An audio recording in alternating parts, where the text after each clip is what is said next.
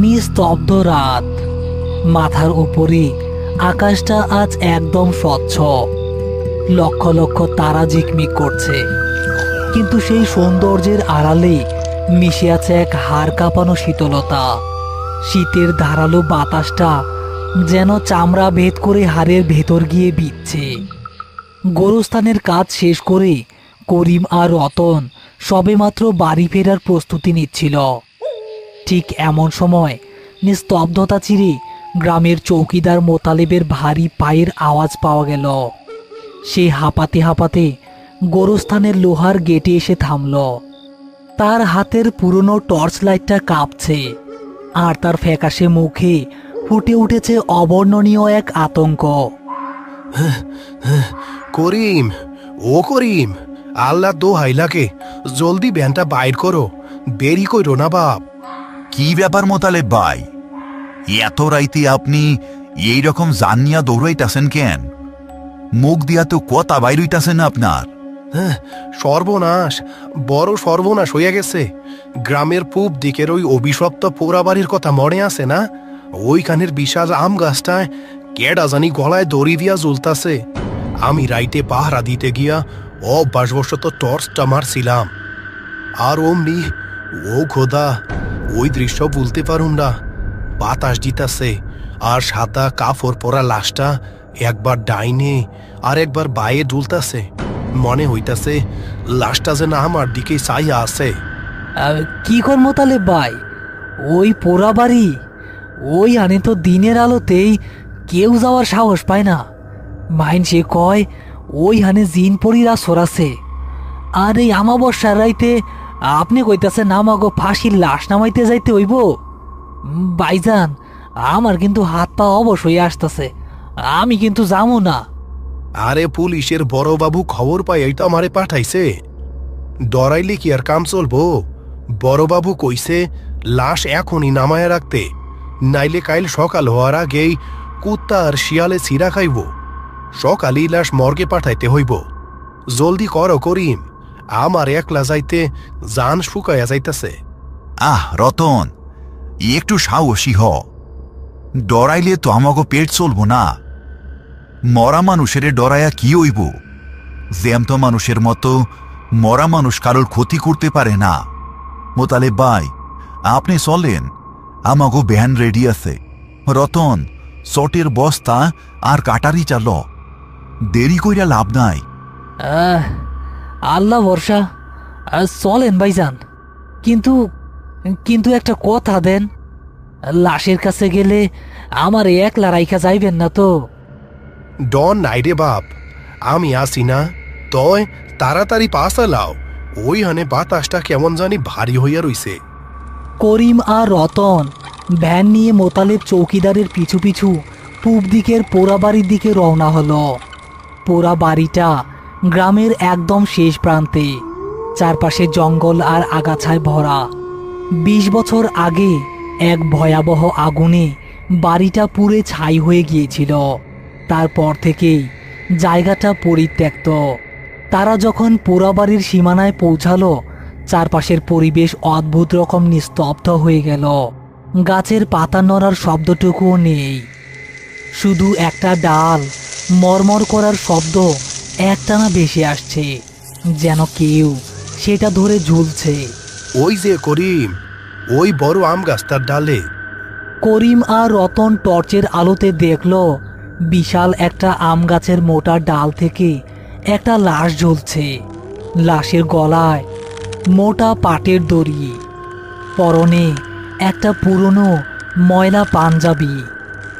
মুখটা নিচের দিকে ঝুলে আছে বলে অন্ধকারে চেনা যাচ্ছে না। বাতাস না থাকলেও লাশটা ঘড়ির পেন্ডুলামের মতো এদিক ওদিক খুব ধীরে ধীরে দুলছে, আর দড়িটা গাছের ডালের সাথে ঘষা খেয়ে মরমর শব্দ হচ্ছে।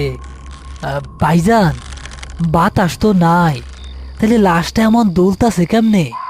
আরে, ফাঁসির লাশ অনেক সময় এমন এমনিতেই দুলতে থাকে রতন, এইটা নিয়ে ঘাবড়ানোর কিছু নাই।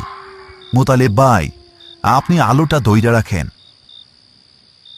রতন, তুই ভ্যান দাইকা কাশি আর মইটা নিয়ে আয়, আমি গাছে ওইটা দড়িটা কাইটা দিতেছি, তুই নিচে তাইকে শুধু লাশটা ধরবি। রতন ভয়ে ভয়ে মইটা এনে গাছের গোড়ায় লাগালো। করিম সাবধানে মই বেয়ে উপরে উঠতে লাগলো। লাশের কাছে পৌঁছাতেই করিমের নাকে একটা কড়া গন্ধ এসে লাগলো। গন্ধটা পচা মাংসের নয়, কেমন একটা পোড়া মাংস আর ছাইয়ের গন্ধ। করিম কাঁচি দিয়ে দড়িটা কাটার জন্য হাত বাড়ালো। ঠিক তখনই ঝুলন্ত লাশের মাথাটা হঠাৎ করেই এক ঝটকা দিয়ে ওপরের দিকে উঠে গেল। লাশের চোখ দুটো খোলা, আর সেই চোখ দুটোয় কোনো মণি নেই, শুধু ধবধবে সাদা। লাশটা সরাসরি করিমের দিকে তাকিয়ে গড়গড়ে ফাটা গলায় বলে উঠল, আমার পা মাটিতে লাগতাছে না, আমারে মাটিতে নামতে দে। আস্তাগফিরুল্লাহ, এইটা কেমনে সম্ভব? করিম নিজেকে সামলে নেওয়ার আগেই একটা অদ্ভুত ঘটনা ঘটল। লাশের শরীরটা হঠাৎ করেই অস্বাভাবিক ভারী হয়ে গেল। গাছের মোটা ডালটা সেই ভার সইতে না পেরে মরমর শব্দ করে ভেঙে পড়ল। ডাল, দড়ি আর লাশ সব একসাথে সজোরে নিচে রতনের ঠিক সামনে এসে পড়ল। রতন ভয়ে চিৎকার করে ভ্যানের পেছনে লুকিয়ে পড়ল। করিম তাড়াহুড়ো করে মই থেকে নেমে এলো। রতন, ঠিক আছস তুই? ভাইজান, কিন্তু লাশটা। করিম আর মোতালেব টর্চের আলো ফেলে দেখল লাশটা মাটিতে পড়ে আছে ঠিকই, কিন্তু দড়িটা এখনো তার গলায় ফাঁস হয়ে আটকে আছে। আর সবচেয়ে ভয়ঙ্কর ব্যাপার হলো লাশের দুটো পা গোড়ালি থেকে কাটা, পায়ের পাতা নেই। ইয়া আল্লাহ, এই লোকের তো পায়ের পাতা নাই, তাইলে ও গাছে ওইটা গলায় দই দিল কেমনে?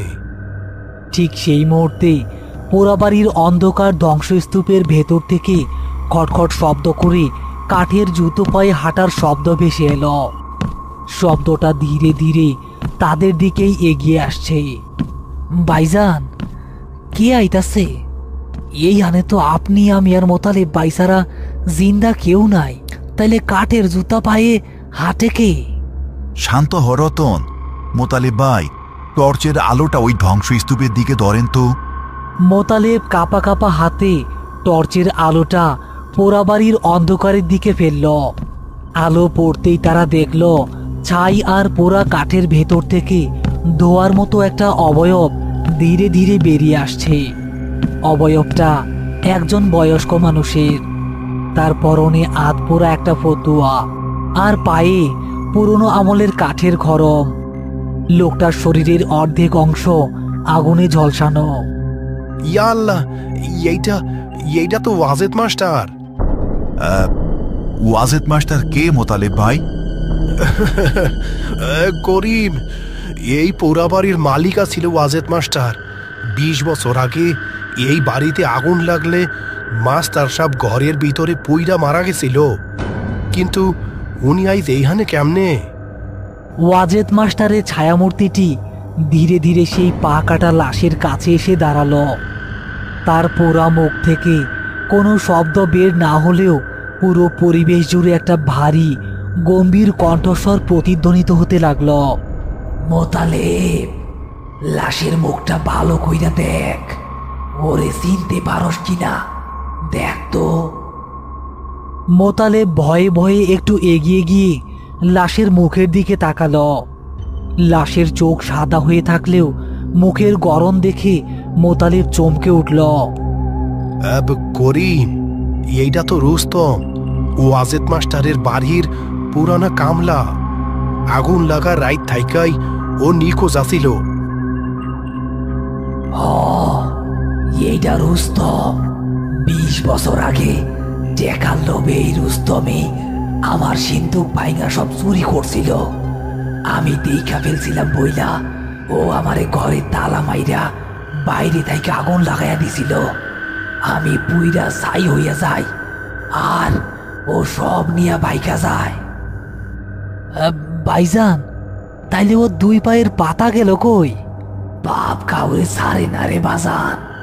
টেকা নিয়া পালানোর সময় রাইতের অন্ধকারে রেল লাইনে পইরা ট্রেনের চাকায় ওর 2 পা কাইজা যায়। 20 বছর ধইরা ও রাস্তায় রাস্তায় ভিখারির মতো ঘুরছে। নিজের পাপের আগুনে ও প্রতিদিন পুড়ছে।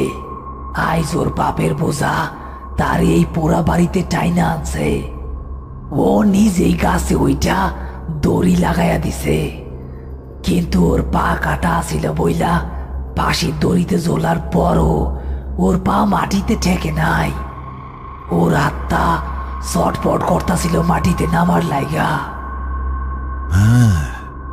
মাস্টার সাহেব, আপনার প্রতি অনেক অন্যায় হয়েছিল, কিন্তু আল্লাহ ছাড় দেন, ছাইরা দেন না। রুস্তম তার পাপের শাস্তি দুনিয়াতেই পাইয়া গেছে। এখন আপনি তারে মাফ কইরা দেন, আমরা তার লাশটা নিয়ে যাই। ওয়াজেদ মাস্টারের ছায়ামূর্তিটি করিমের দিকে তাকিয়ে একটুখানি হাসল। সেই হাসিতে কোনো ক্ষোভ ছিল না, ছিল এক অদ্ভুত প্রশান্তি। ওরে নিয়া যাও করিম, আমার আর কোনো আক্ষেপ নাই। দুনিয়ার হিসাব দুনিয়াতে চুকায়া দিয়া গেল। এখন মাটি ওরে কবুল করুক। কথাগুলো শেষ হতেই ওয়াজেদ মাস্টারের ছায়ামূর্তিটি ধীরে ধীরে বাতাসের সাথে মিলিয়ে গেল।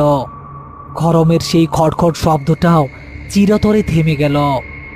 আর আশ্চর্যের বিষয় হলো, এতক্ষণ লাশের শরীর থেকে যে পোড়া মাংস আর ছাইয়ের কড়া গন্ধ আসছিল তা মুহূর্তের মধ্যেই গায়েব হয়ে গেল। এখন লাশটাকে একদম সাধারণ একটা মৃতদেহ মনে হচ্ছে।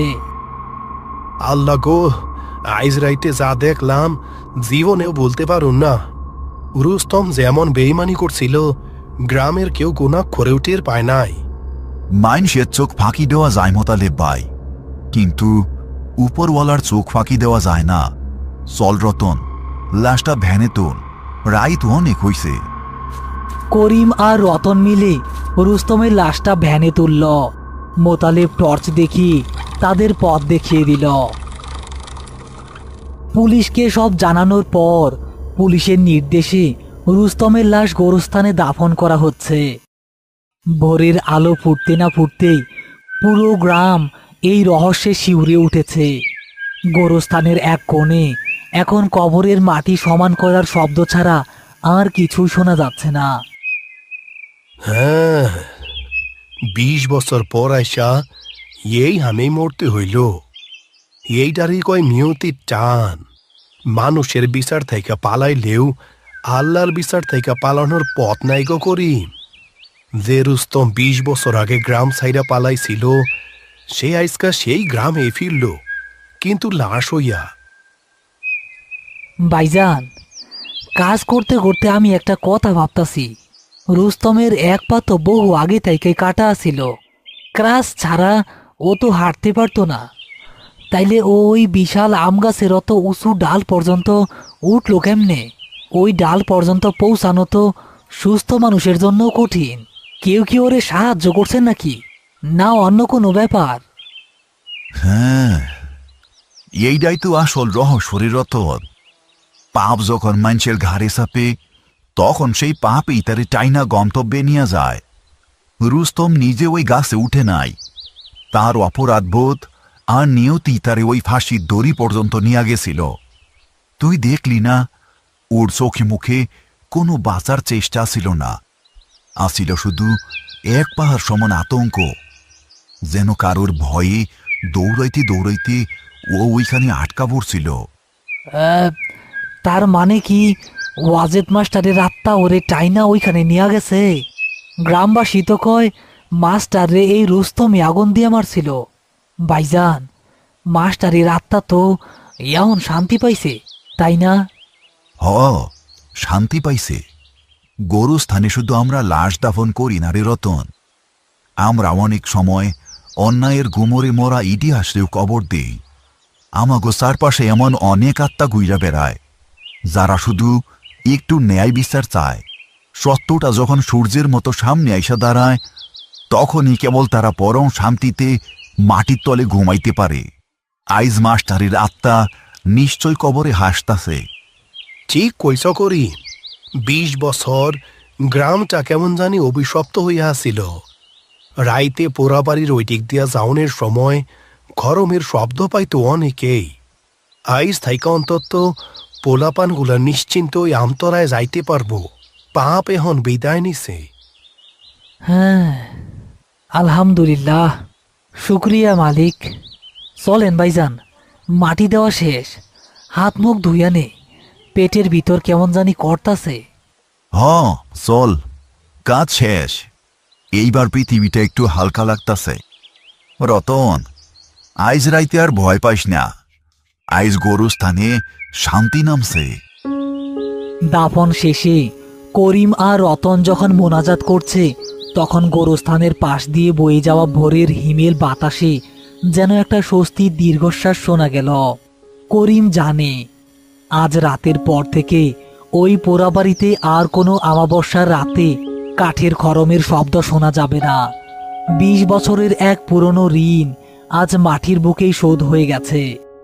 অন্ধকারের অবসান ঘটে যেমন আলো আসে, তেমনি সত্যের দাফনে মিথ্যার অভিশাপও মুছে যায়। মানুষের কর্মফল কখনো পিছু ছাড়ে না।